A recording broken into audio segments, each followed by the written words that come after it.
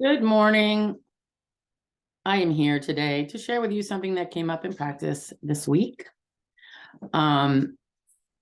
It has to do with when a person is disabled or believes themselves to be disabled, has not filed an application yet for disability, but passes away before doing so.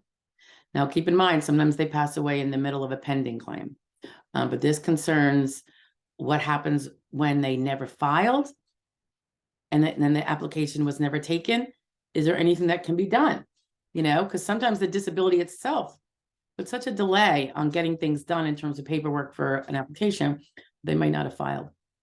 Okay, so this is under the POMS. So if you want to look for it after you get through this video, it's GN 204.0. Let me do that again. 204.005. Claimant dies before filing / effectuation. Okay. So the first section talks about if he's already filed and has a protective filing. That's not filing the whole application. That's getting a protective filing. And you'll see in another video, a protective filing can be had by making a contact to the SSA, such as in writing, so you have proof that you did it, proof they received it. So there's also verbiage on that that I always reiterate. But a contact with them saying that you intend to file counts as a protective filing. So you always want to keep proof that you did it and that they received it. And that protective filing can last 6 months for a Title II Social Security disability application, or 60 days if it's an SSI, Supplemental Security Income application. And of course, that latter one is not Social Security at all. We have a video on the differences, but it is handled by the SSA. Okay, so if there is a protective filing, either because they sent the letter or because they went online and did that handy little start of an application, the first 3 minutes gets you to the reentry number, and you have a protective filing. Again, save all that paperwork, the receipt, if you will, and the reentry number. So if you have a protective filing, and then the claiming person that wishes to claim passes away, the application can still be completed. Someone eligible to receive the deceased claimant's underpayment, should he prevail, may file the application. So there is a section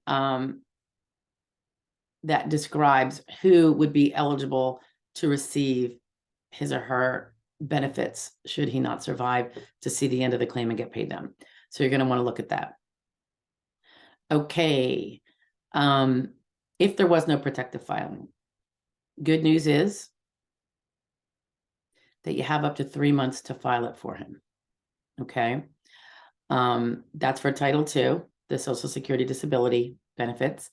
And it has to be someone, again, who is eligible to receive the underpayment should the proofs be in the pudding that he was legally disabled. And don't make the automatic assumption that because someone passed away, they were legally disabled prior thereto. Not necessarily the case. In fact, what brought me to this issue today is I had a brand new client, had a nice discussion the other day, and totally unexpectedly, he passed away. We had no protective filing. And it is also a fact that he wasn't disabled, legally disabled as under the terms to collect Social Security disability for at least 12 months. And he certainly didn't live long enough for the 12 months to then pan out after the fact. So he was a disabled person, but he was earning enough money to not be eligible for Social Security disability. So this would not have the 12 months duration in any event.